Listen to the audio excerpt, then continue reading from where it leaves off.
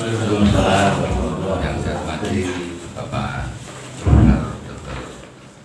Bambang Guritno selaku pembina dan Ustadz di pengajian di Mushola Al ini, kemudian Bapak-bapak, Ibu semuanya, juga ada bintang tamu dari luar daerah ini ya, selamat datang ya. NIC Pak.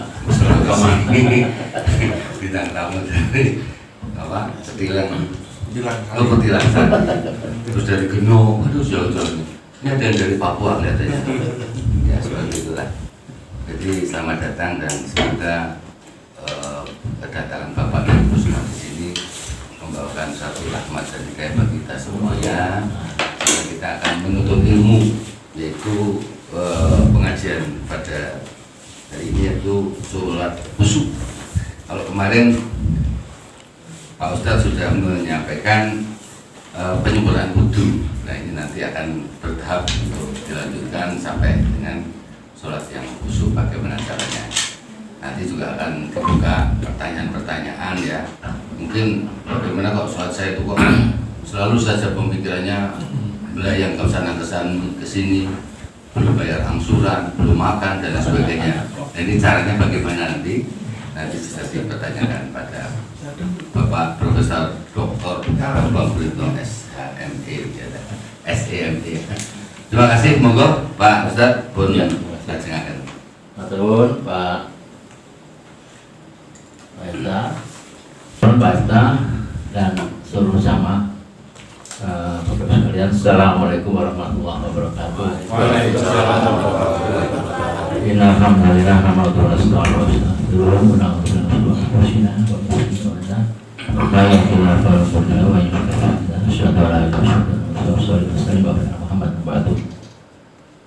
Jamaah Forum Silaturahmi Umat Islam Komplek Perumahan Sebaran Baru Muara Barat Rahimahullah, Bapak Ibu semuanya, juga beberapa jamaah Majlis Subuh Istiqomah yang hadir hari ini ya.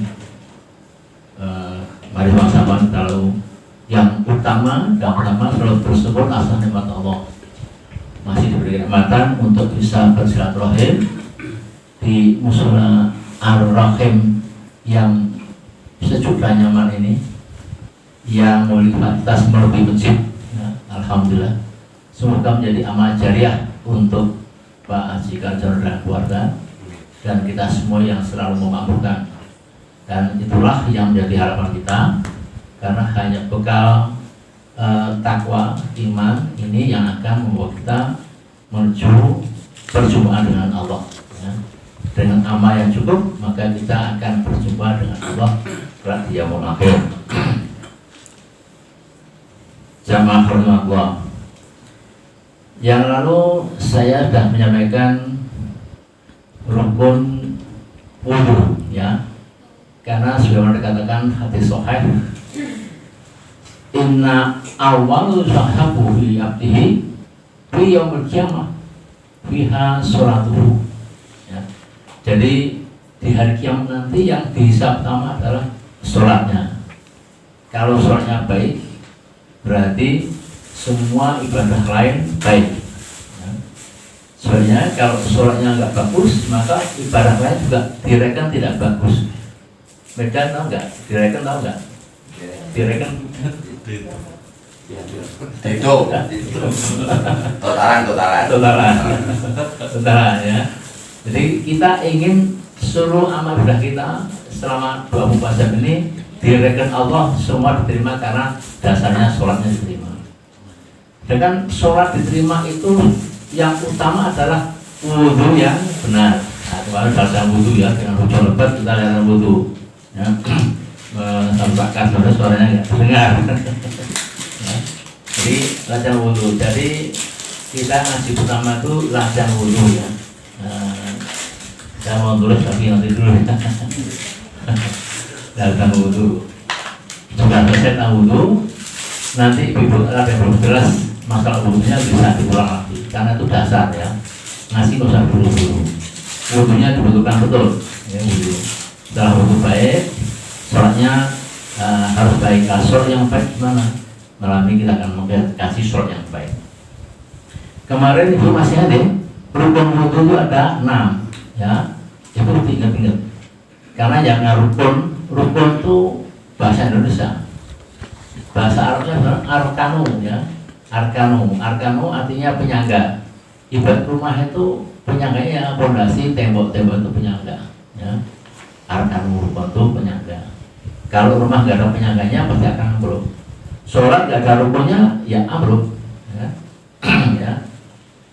Maka itu rukun penting dipahamkan ibu-ibu sekalian. Ada 6 yang kemarin sudah sampaikan. Nah, sekarang saya tambah ilmunya.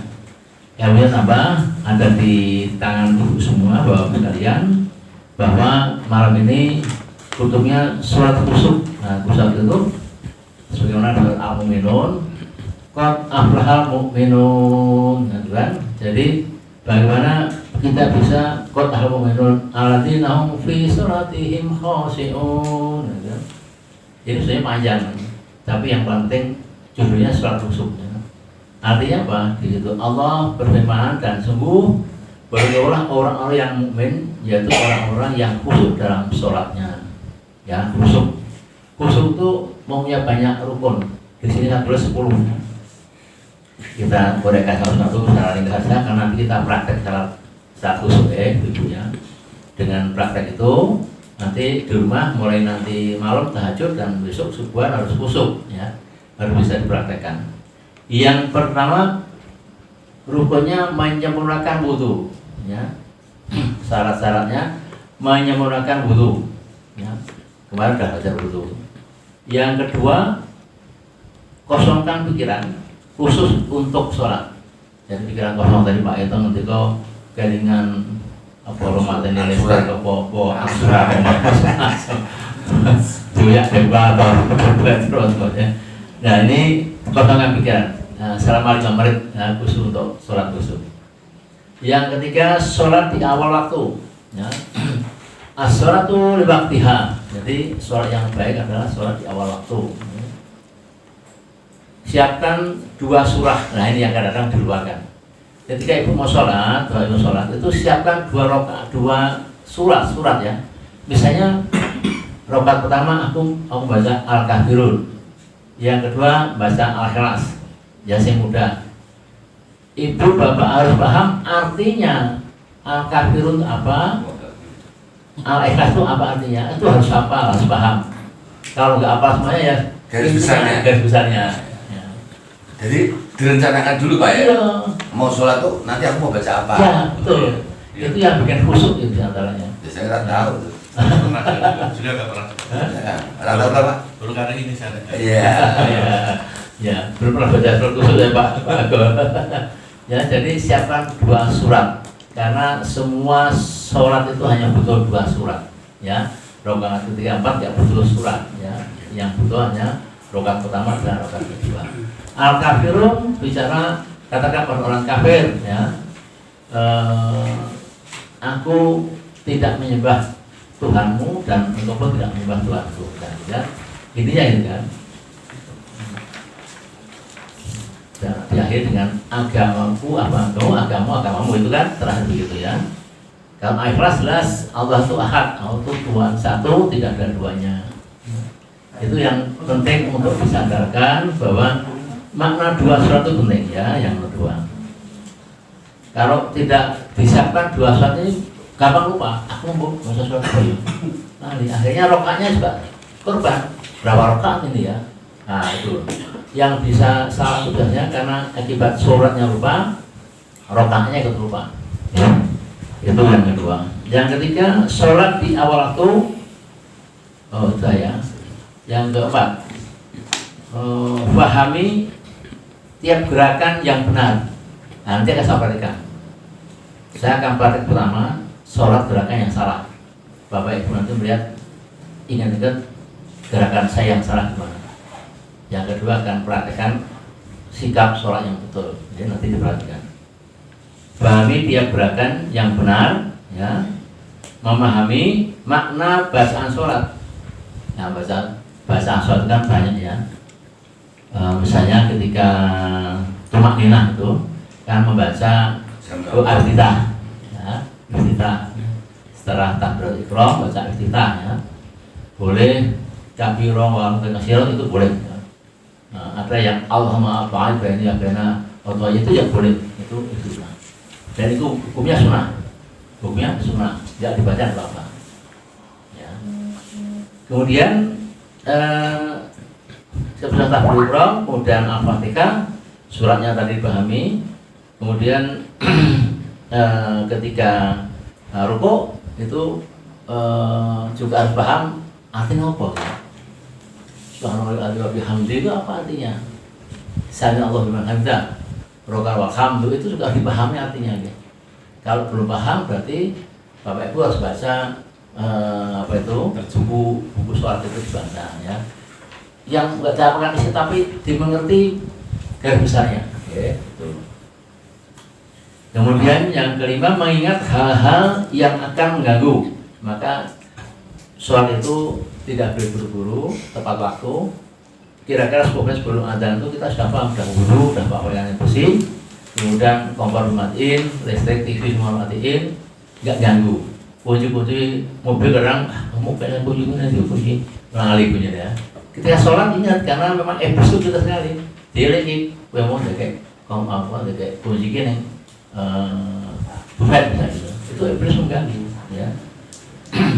Jadi kompor masih nyala, on off listrik misalnya, TV on atau dimatiin ya, kunci mobil, janjian sama teman atau tetangga itu semua harus diselesaikan sebelum sholat ya.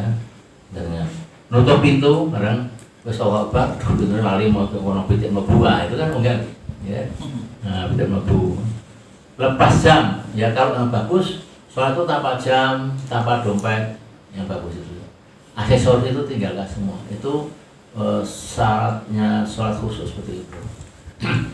Ya, kecuali kita dalam kondisi perjalanan jauh ya, go macam-macam ya. Tapi biasanya kalau saya jalan jauh di tol itu saya batas, tak masuk batas semuanya.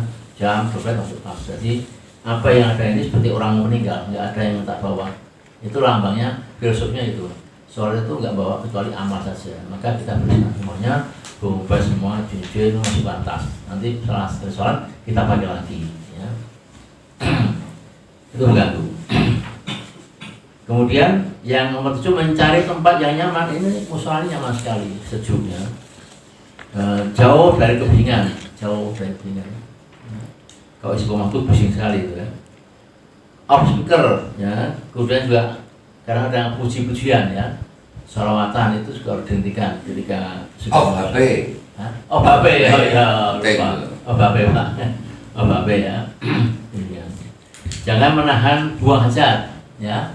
Kalau mau hajat ya keluarkan dulu sebelum sholat. Ya. Kalau di tengah-tengah Pak? Ya itu kalau nggak kuat ya batalkan Pak. Batalkan ya? Batalkan. Nggak bisa ditahan-tahan ya Pak? Tapi batalkan juga Pak, nek kene nggak gusok. Oh. Nanti duit itu kan. Keterucut ya? Terus sebenarnya ngomong Pak, sopong atau dia? Imamnya sing takon, sing itu sama ya? Tambah aja gitu. Ya, itu ya. Kemudian jangan tergesa-gesa, nikmati sholat kita ya. Yang terakhir, anggap sholat itu terakhir. Karena sholat itu cuma kita Allah. Kalau kita paham gitu ya, Allah melihat betul, mereka menyaksikan, maka harus tertib, disiplin, taat, patuh, dan anggap saya sholat terakhir. Siapa tahu kita bersujud meninggalkan, banyak di masjid-masjid itu ya, sujud meninggal banyak sekali seperti waktu itu yang di YouTube itu ya. Nah ini syaratnya ya ada 10 yang kalau ibu-ibu bapak sudah praktek, biasanya ini otomatis ingat, nggak usah dibaca, dihafalkan dulu ya. Kemudian rukun sholat, niat itu wajib ya, harus rukun, harus dipenuhi. Kalau nggak ada niat nggak sah ya. Jadi rukun ini bedanya dengan wajib apa? Kalau rukun ini nggak boleh dilewatkan, harus dilalui. Kalau wajib boleh lupa ya, nanti susawi ya. Ideal sujud, duduk antara dua sujud, baca tasyahud awal ya, kemudian duduk inspirasi, duduk awal, nanti yang kedua duduk tawaruk ya. Tawaruk itu yang duduk atahiyat akhir, baca sholawat awal dan akhir. Jadi duduk inspirasi itu untuk sujud awal, duduk yang awal untuk kemudian salam. Salam ini ada dua. Salam ke kanan itu yang rukun, yang kiri wajib. Ya, rukun itu harus kalau kiri wajib. Ya. Ada ulama yang kata itu sunnah. Ya, maka biasanya ada khotib, ada imam yang assalamualaikum, yang kirinya pelan dia assalamualaikum, karena mereka itu sunnah. Ya. Mesti ingat, hanya sholat khusyuk yang akan mengantarkan ke surga Firdaus. Itu yang sampaikan ringkasnya ini. Mungkin bisa dibawa mundur untuk nanti seperti yang lalu juga dibawa mundur dan semuanya bisa dipahami karena ilmu ya. Bapak Ibu sekalian yang mau mengelaborasi Ibu terutama untuk materi suatu ini sebelum kita praktek ya. Di pelajaran sholat khusus yang insya Allah sangat berguna untuk kita semua untuk menyempurnakan sholat kita, sehingga harapannya sholat kita itu diterima oleh Allah Subhanahu Wa Taala. Terus apa ujung-ujungnya? Ya nanti permintaan kita juga akan dikabulkan. Amin. Bukan kabul ya, tapi amin ya. Amin. Saya itu semua kabul. Wakul Pak yo. Lain lagi Pak. Jadi harapannya seperti itu, sholatnya bagus, ibadahnya bagus, amalnya bagus ya. Ini nanti permintaan kita pun nanti Allah itu kan selalu baik ya, selalu sayang pada umatnya itu pasti ya. Tinggal kita aja caranya minta bagaimana. Ya seperti jenengan sama bosnya lah. Misal bos, kasih bos. Enak mengaruh bos jalur ya, jangan-jangan seperti itu. Enggak, caranya kita ada selahnya ya. Nang seru bos, tanggal tua bos, pada ngambil harta bos. Nah, mungkin dengan halus begitu. Oh iya iya, sedok, menurut jual lo tanggal tua itu tanggal bos, jadi bos. Kan tentunya juga enggak bisa begitu ya. Jadi memang semestinya kita itu memenuhi perintah Allah, memuji Allah, ya toh, menyanjung Allah, membesarkan nama Allah, dan mentaati seluruh perintah-perintah. Begitu Bapak dan Ibu. Next minggu depan ada Acaranya apa? acaranya apa sih Pak? Nah, ibu-ibu acaranya apa? Pengennya apa nih? Judulnya apa lagi? Nah, Minta tema apa lagi? temanya apa? Nanti menyusul bisa Pak Bambang ya? Menyusul. Mungkin belum ada satu ide apa-apa. Ya apalagi salah satu urut itu. Iya Pak. Apalkan sholat itu, arti sholat. Anti sholat. Misalnya Fatihah dulu, ngapal ke. Oh ya. Tiap bacaan sholat. Gitu. Pas ruku harus baca ini. Tidak. Subhanallah. Ya. Itu artinya pemahaman ya. Oh ya. Jadi tafsirnya ya. Ya. Ya, oke ya. Lanjutan sholat khusyuk. Iya, sudah Oh, ya. ya. Jadi kalau di Quran itu ada tafsir Al-Quran, jadi Kita tafsir Sholat. iya, itu tafsir sholat.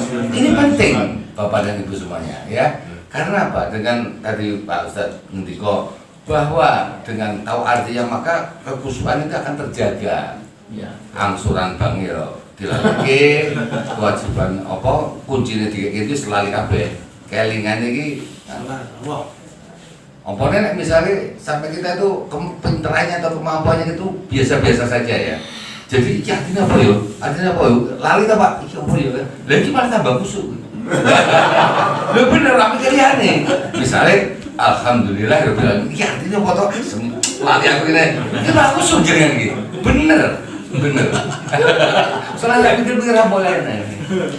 Jadi seperti itu. Awake dhewe ngono. Iya, pokoknya ngono lah ya. Dan nanti minggu depan akan diteruskan dengan tafsir sholat. Lanjutan. Tentunya akan lebih menarik lagi Ya. event atau sesi di Senin minggu depan. Terima kasih, mohon maaf kalau sudah pelaksanaan ada kekurangan yang kurang berkenan di hati Bapak dan Ibu semua. Wabillahi taufiq wal hidayah. Assalamualaikum warahmatullahi wabarakatuh. Ini sebuah pas kan ya Pak.